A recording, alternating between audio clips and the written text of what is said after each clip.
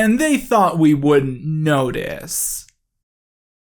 I'm actually going to go ahead and skip episode 4 and move on to episode 5, because it seems like a good idea to cover the two most infamous filler episodes together at once. This episode is one of the very, very rare cases with this show where I can honestly say that the A-plot here is one of the weakest in the show's history, but the B-plot comes close to being one of the highlights. Now, let's circle back around to the episode which we skipped before, Season 6, Episode 4. This episode is notable for two primary reasons. First of all, it is the show's second and final Halloween episode. And second off, it is the very last Neville Papperman story. Now, this episode originally aired in April 2012, so you might be wondering how this can be a Halloween episode. Well, it's simple. The plot of this one is about the characters realizing that Halloween is the best time of year, but it only happens once. And so they decide to create a new holiday, celebrated every April, perfectly in between the previous Halloween and the next one. I don't think I'm going to have time for a Halloween video this year, so appreciate this set for the 5 more seconds you get to look at it.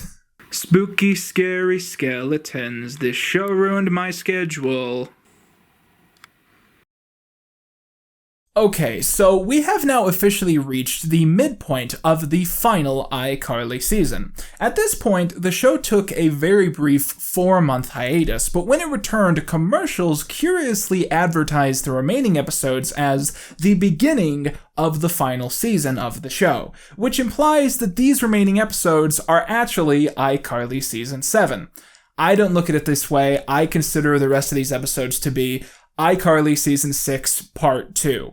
But as a kind of mock mini intermission, I thought it would be fitting if we kind of stopped here, and I told you basically everything that I've forgotten to talk about up to this point. If I was like, okay, here's everything I haven't mentioned yet, we're just gonna stop and bring it all up right here.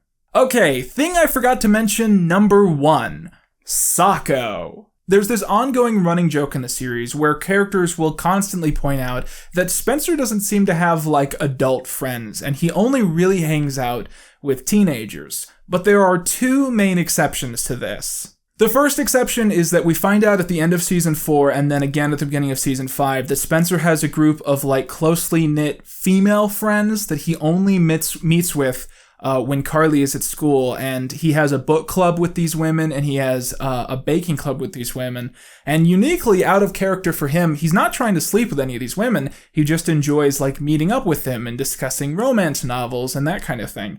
And this is brought up entirely as kind of a joke so that the other characters can, demasculate him, accuse him of being effeminate because he goes to a book club and so and so and such and such. See you all at Judy's next week. You're coming to the baby shower, right? Yes. What's happened to you, man? But for almost any other episode of the show, the strictly followed canon is that Spencer only has one adult friend, and that is Socko. Socko is Spencer's friend who has a sock company that he often is seen speaking to, and he never appears on screen, but whenever Spencer is talking to someone slightly off screen, or he's having a phone conversation with someone, or he mentions someone in his life, Socko is almost always the person that is being brought up or is being spoken to off screen. Spencer, did you make this cake? Yeah, it's for Socko. See, since he owns his own sock company, I made his birthday cake in the shape of a sock. But arguably the most memorable aspect of Socko is his extended family. There's this very long, consistently followed running joke where Spencer will call upon the family of Socko to do various tasks. And the joke is that Socko has all these weird extended family members who all specialize in different crafts and different trades, and every single one of those people also has a pun attached to their name. For instance, Bernie, who works in torches, Tyler, who sells ties, Otto, who sells cars, Boomer, who works in explosives, and my absolute favorite, Rob, who steals things. A whole lot of the stuff that I wanted to cover in this video that I didn't comes from season 1, because back when I was doing season 1, I envisioned this as being a much smaller project, and I had this plan where at the end I was going to do a short follow-up that I was going to call the iCarly Iceberg, because that would be funny to write it that way. But by the time I was halfway through season 2, I was like, this is going to be so big, I need to include everything. So in short, there's a bunch of stuff in season 1 that I should have covered in depth that I didn't, because I was saving it for an add-on video that I'm never going to make. One of the big episodes that I feel like people were probably upset that I kind of glanced over was the cop episode. There's this episode in season 1 where the police commandeer the Shea apartment for a stakeout, and it's one of the most memorable episodes of the show, but it didn't really fit with the rest of the show thematically, so I barely mentioned it. What's this big spoon for? You ate my sock cake. Why would you eat my sock cake? I don't even know who you are. How could you? I've seen a lot of people say that the cop episode of iCarly is an example of the police violating the Third Amendment of the Constitution, which basically says that in times of peace, you can't force citizens to provide housing for the military or the police and so on and so forth. I don't think that's actually the case. If you watch the episode, they ask if they can use the apartment as a stakeout, and Spencer says yes, because he presumes it's the right thing to do. And after this, they totally overstay their welcome and they're complete nuisances. But the only reason they don't get thrown out is because everyone's like, well, we gotta be nice to the police. So it's not like they literally come up and are like, we're commandeering this apartment. I see the bag! You think that's our guy? That is definitely our guy! You got the illegal DVD guy? No, the pizza guy! We ordered one a half hour ago! Hope you don't mind, man. We used your credit card. That episode, the entire entertainment value of that one lies in the fact that it's so overtly anti-cop, which is not something you see a lot in kids' shows.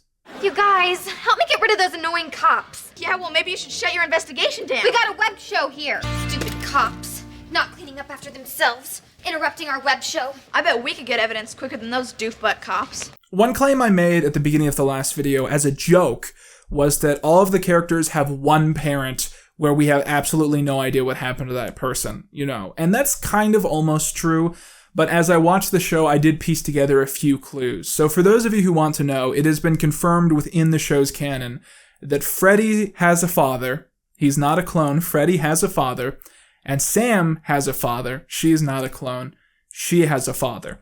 I want to say in season 2 or 3, there's this joke where Freddy mentions that he doesn't carry a lot of money because his mom doesn't let him, because she's afraid that if he carries enough for bus fare, he'll suddenly leave her.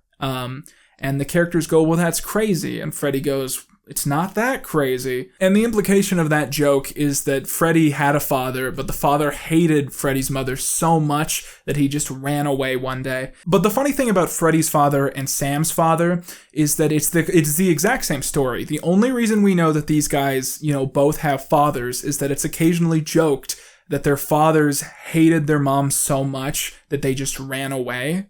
Where's your father? You tell me! And this is only brought up under the context of punchlines, and it's never even really called upon that these two characters have pretty similar origin stories. It's just that they both have the same consistent joke that's pulled from when it comes to, their moms and their dads. He told me I'm one of a kind.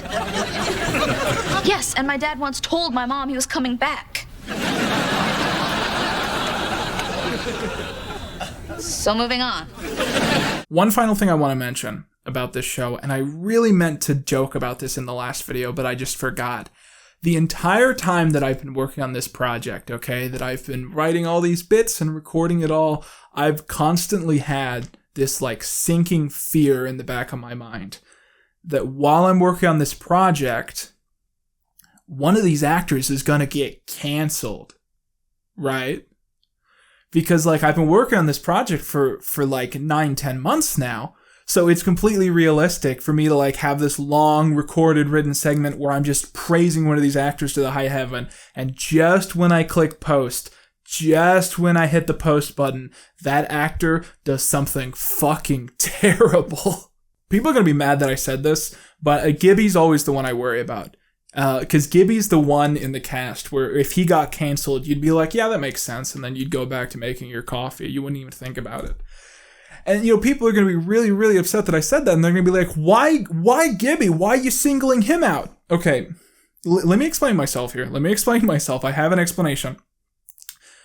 Noah Monk is a male Nickelodeon sitcom star who then became a YouTube gaming comedian, which are the two main categories of milkshake ducks.